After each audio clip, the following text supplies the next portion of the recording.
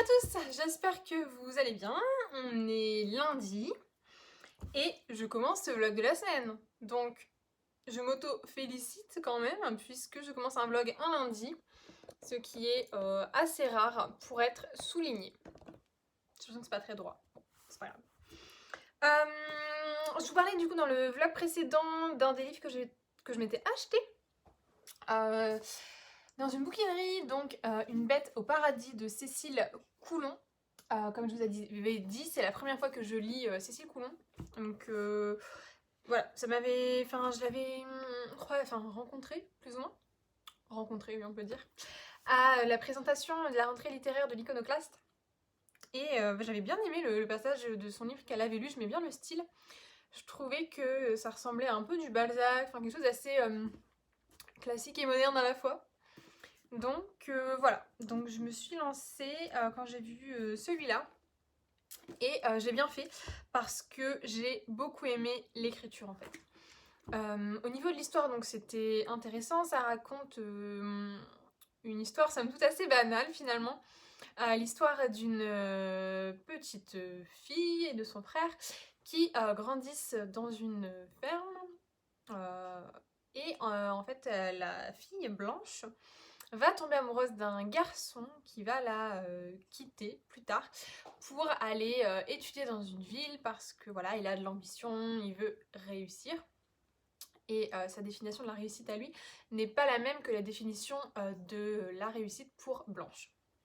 Donc voilà, donc ils se séparent et un jour, donc en pleine jeunesse si je puis dire, vers 17-18 ans, et un jour évidemment il revient. Donc voilà, donc ce livre raconte un petit peu ça.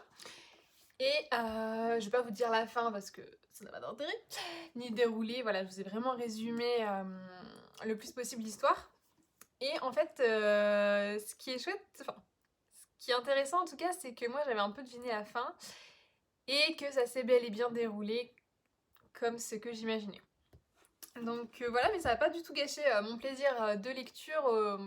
Parce qu'en fait moi ce que j'aimais dans ce livre c'est le style, c'est les images, c'est oui, vraiment la qualité du texte en fait que j'ai trouvé très bonne.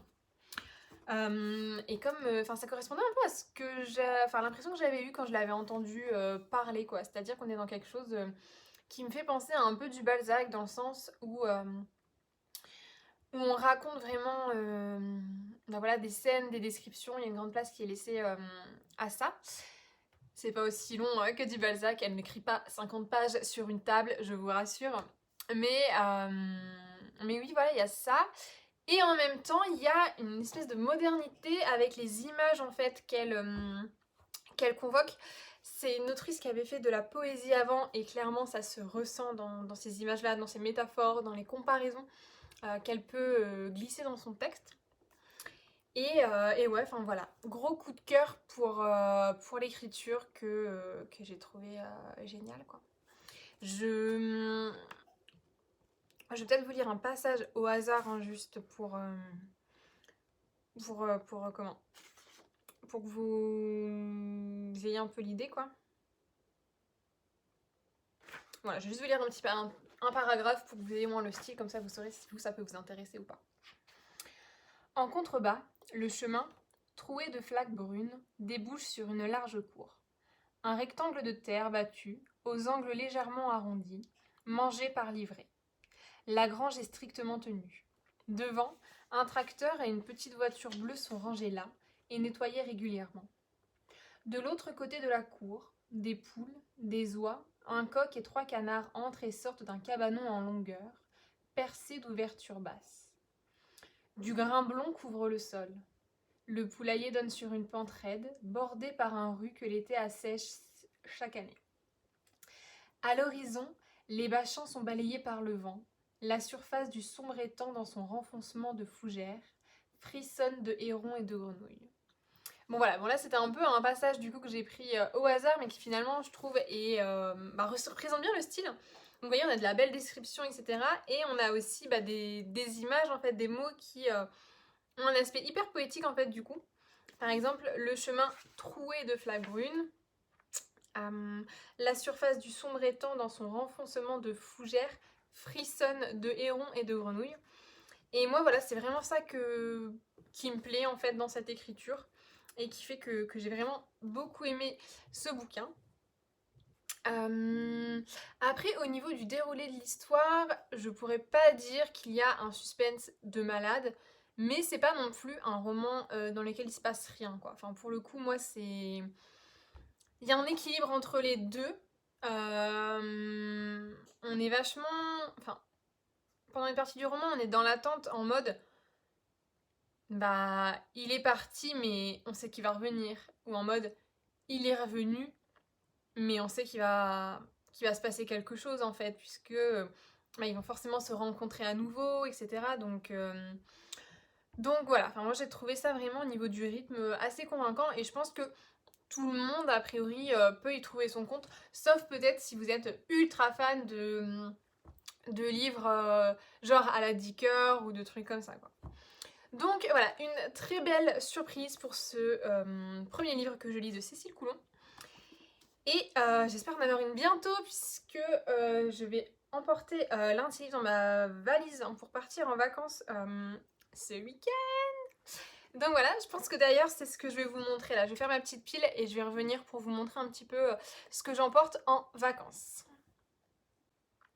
Bon ça y est, après d'âpres négociations avec moi-même, j'ai enfin réussi à établir ma palle des vacances. L'année dernière, j'étais partie une semaine et j'avais lu 7 livres. Donc, un par jour. Spémat représente. Cette année, je pars 14 jours, mais je pense que j'irai un peu moins parce que la situation sanitaire a un petit peu évolué malgré tout, donc on peut faire davantage de choses que l'année dernière. D'autant plus que je pars avec des personnes qui sont toutes sauf une vaccinées, donc je pense qu'on va faire un petit peu plus d'activité tout en respectant bien sûr les gestes barrières. Donc j'ai décidé de prendre des gros livres et des petits livres. Et je pense que je commencerai à lire les petits livres pour pouvoir en lire plusieurs pendant mes vacances. Et que je finirai par les gros. Donc je vais d'abord présenter les petits. Je commence avec Testo Junkie, qui est un livre publié chez les éditions Point, qui ont lancé une nouvelle collection féministe. Alors ici, et tout ce qui est autour du genre en fait de manière générale. Ici, c'est l'histoire d'un mec qui décide de s'injecter de la testostérone pendant 6 mois, 6 à 7 mois, je crois, quelque chose comme ça. Et en fait, qui va raconter du coup ce que produisent ces changements à son corps. J'imagine peut-être aussi la manière dont il est perçu. Je voulais le résumer. Ce livre est le récit d'une expérience politique, celui de l'administration quotidienne pendant 236 jours de testostérone synthétique. Une expérience vécue comme un acte de résistance face à l'assignation à la naissance d'une identité sociale et sexuelle considérée immuable. À travers le récit de sa transformation corporelle, Paul B. Precado dessine la mutation politique contemporaine des technologies de pouvoir. Entre chroniques autobiographiques et essais philosophiques, Testo Junkie est pour la génération queer, trans et non-binaire ce que l'anti-Oedipe de Deleuze et Guattari était pour la génération 68. Un livre incontournable, une lecture urgente qui bouleverse nos certitudes et invite à transgresser les normes de genre et de sexualité. Voilà. Donc voilà, c'est parti des petits livres que je vais prendre. Je pense que ça va se lire assez rapidement. On est sur du 400 pages, c'est écrit en assez petit. Voilà, je pense qu'il y a moyen de le lire en 2 jours à peu près, selon évidemment ce qu'on va faire sur place. Et rien n'est encore décidé, donc je ne sais pas. Dans la même collection, j'ai pris Sororité, qui est une série de textes, donc ça peut être des fictions, des chansons, des poèmes, sur la sororité.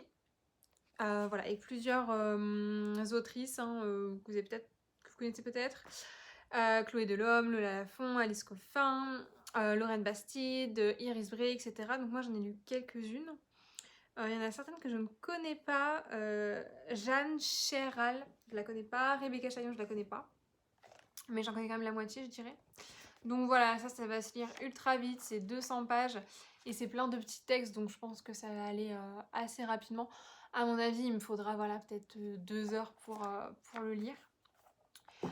En autre petit livre, j'ai également pris 2 livres qui vont sortir aux éditions L'Iconoclaste. C'est le 16 août, me semble-t-il. Donc le premier, c'est celui qui m'est bien resté en tête en fait après la présentation à laquelle j'étais invitée il y a quelques jours. Je vous en avais parlé sur un autre blog. Donc Mon mari de Maud Ventura, qui est un premier roman. Et en fait, je trouve ça simple et génial à la fois l'idée de départ. C'est que l'autrice est partie de l'idée qu'une femme aime son mari comme au premier jour. Ce qui en soi peut paraître cool, mais qui est en réalité assez flippant, puisque ça veut dire qu'elle va suranalyser, surinterpréter tout. Genre, s'il se balade et qu'il lui prend pas la main, elle va se dire mais qu'est-ce qui se passe? Est-ce qu'il y a quelque chose qui va pas? Enfin, elle va vraiment hyper analyser en fait ce qui se passe dans son couple. Et je trouve ça assez, enfin voilà, simple et génial à la fois quoi. Et souvent ce genre d'idée ça donne de belles choses, donc j'ai hâte de le lire. Et l'Iconoclaste, ça se lit assez rapidement, hein, donc je pense que ça, je le lirai pareil en peut-être 2 ou 3 heures, quelque chose comme ça. Dans la même veine, on a également Seul en sa demeure de Cécile Coulon. Donc je viens de vous présenter du coup Une bête au paradis que j'ai bien aimé, donc a priori ça devrait aller aussi pour ce livre qui sort en même temps que celui de Maud Ventura. Là, on est au 19e. Et en fait, c'est l'histoire d'un mariage arrangé entre une jeune fille même, je pense, aimée, et un mec dont j'oublie le nom, je ne sais pas, qui est en gros un homme riche et assez pieux. Voilà. Et en fait, ils sont un petit peu, d'après ce que j'ai pu comprendre de la présentation de l'autrice, un peu enfermés en fait dans leurs identités de données. C'est-à-dire qu'Aimée, elle se retrouve un petit peu seule pour découvrir le devoir conjugal, mais aussi le désir, son corps, etc.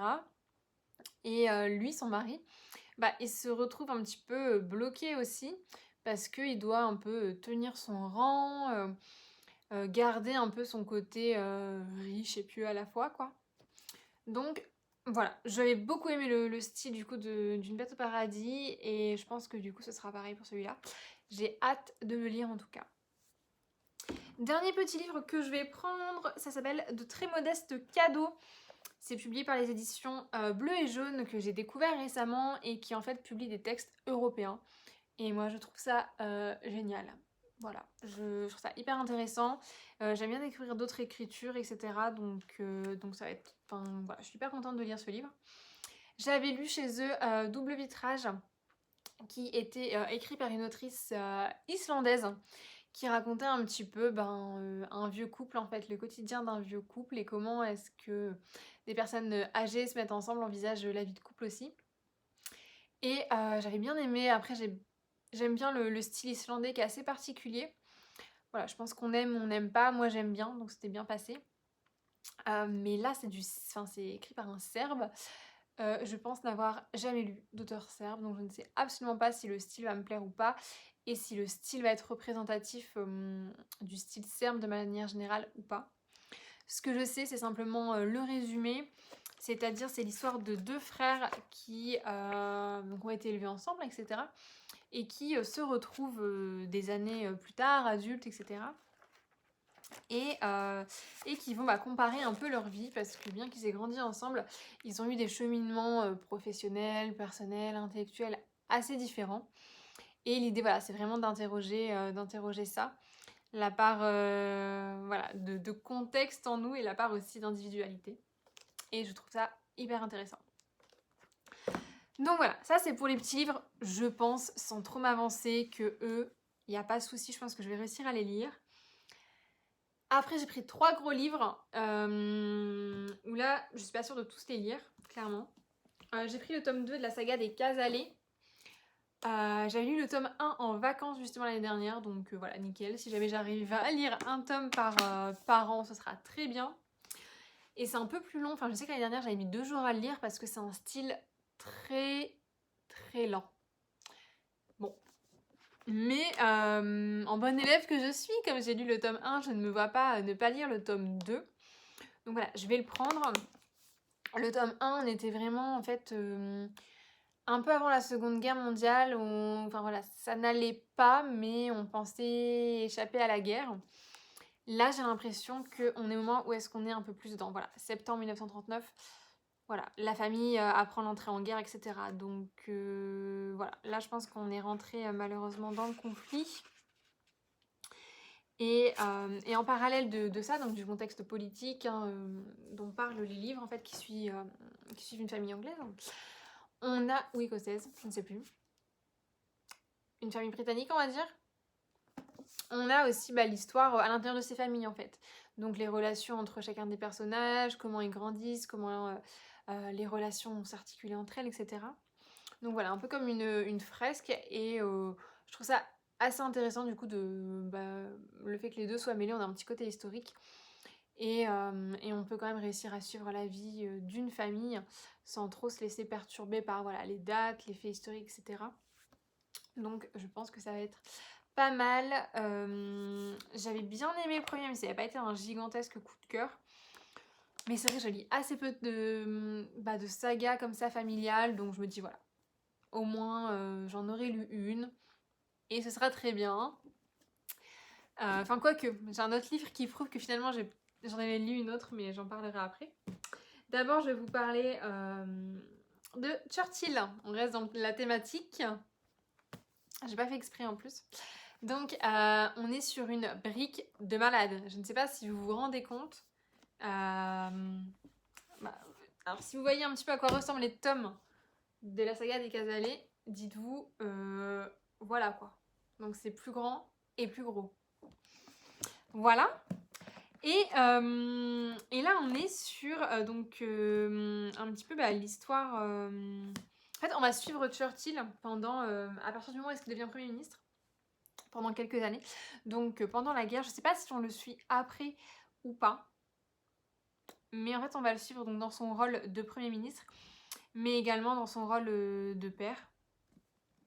Moi j'aime bien. Je connais pas l'homme en fait. Donc je ne peux pas dire si j'aime bien l'homme ou pas. Mais je sais que c'est un personnage de l'histoire qui moi m'intéresse. Enfin... Évidemment, quand je pense à Churchill, j'ai en tête son discours. Voilà, il y aura je vous promets, du sang, de la sueur et des larmes. Et ça, c'est quand même des moments qui sont hyper importants dans l'histoire, je trouve.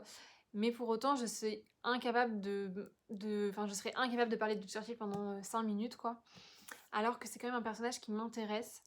Donc voilà, je vais me pencher sur ce livre. Et on verra ce qu'il en adviendra. Mais je pense que ça va être pas mal. Moi, en tout cas, j'aurai l'impression un peu d'en apprendre plus sur lui. Et c'est toujours bien voilà, de se souvenir du passé pour anticiper l'avenir. Et donc, je vous parlais de saga familiale. En fait, il y en a une que je lis depuis 1 an à peu près. Qui est Les Rougon-Macquart. Rougon-Macquart, pardon.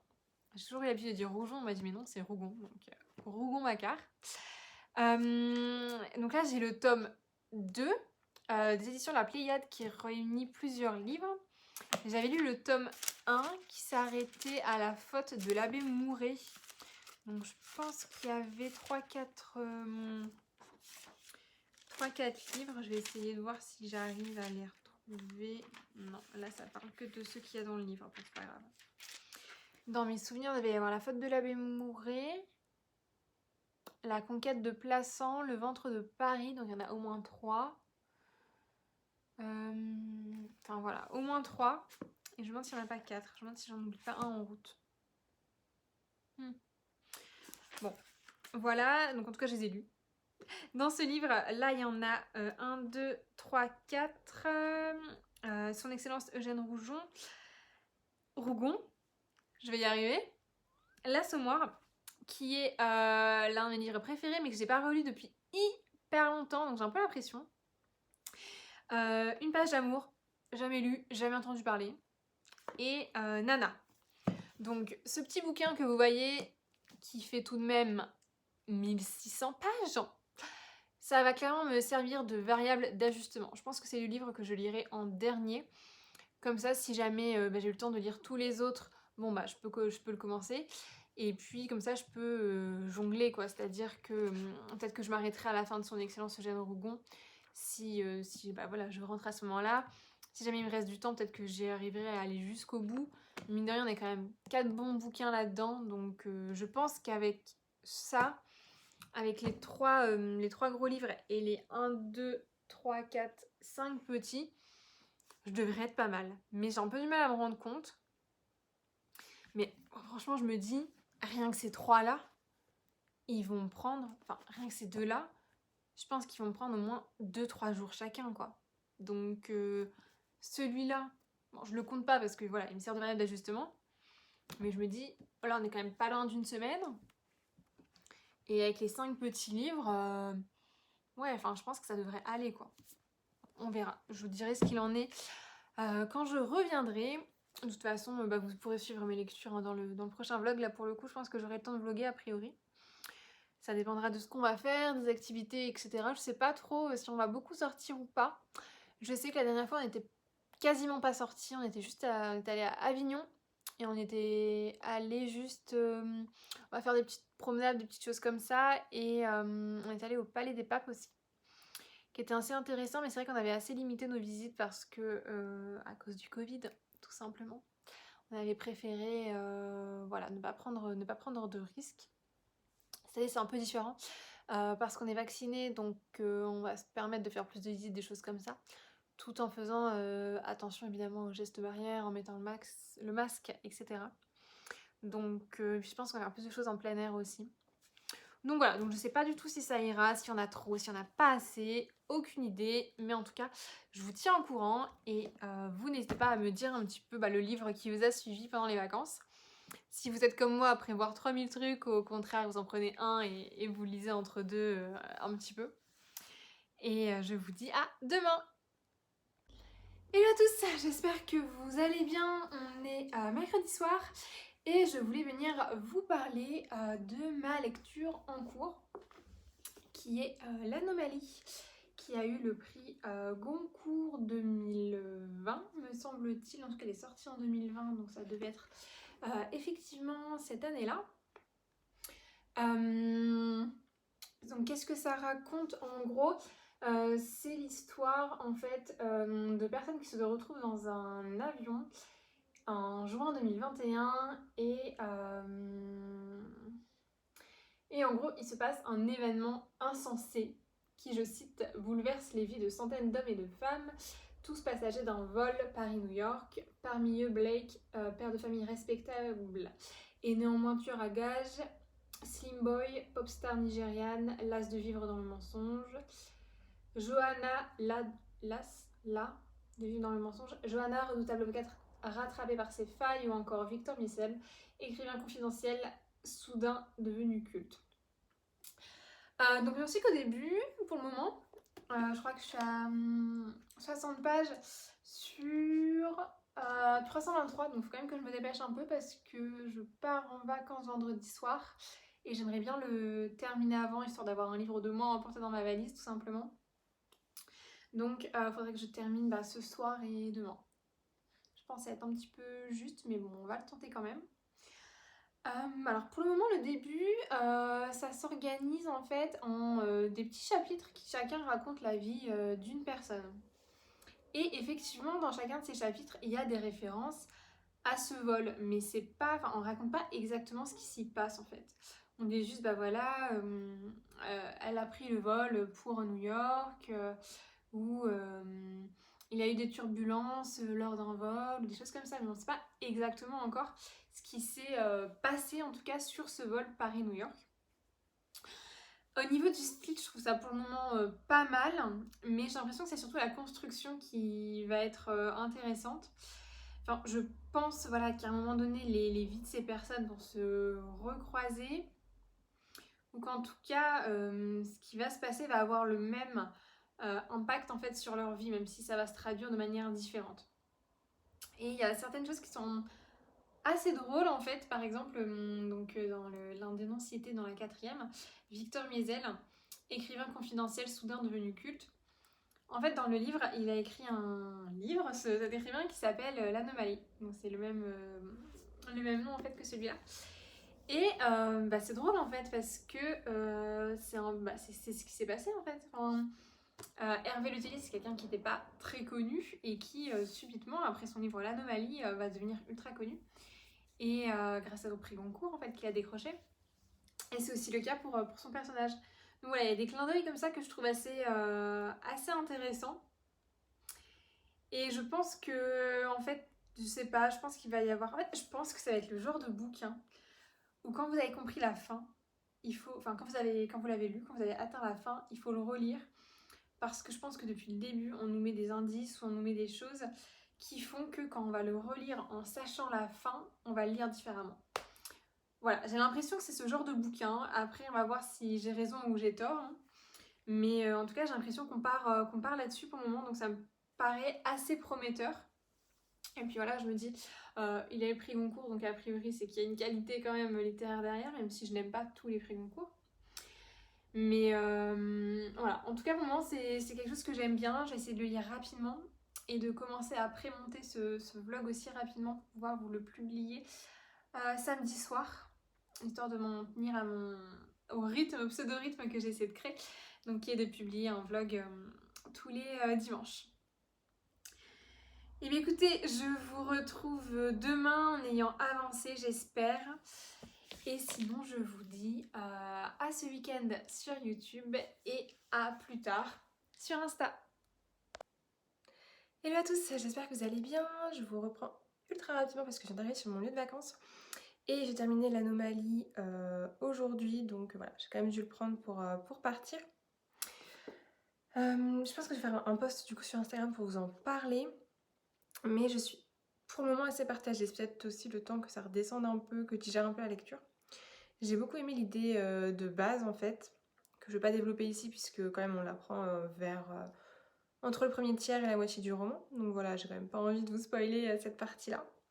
Mais j'ai bien aimé en fait voilà, l'idée de base du bouquin. C'est indéniablement bien écrit. On n'a pas besoin de revenir en arrière pour relire une phrase ou quelque chose comme ça, ou un enchaînement de propositions, de choses comme ça. Enfin, c'est ultra clair et limpide.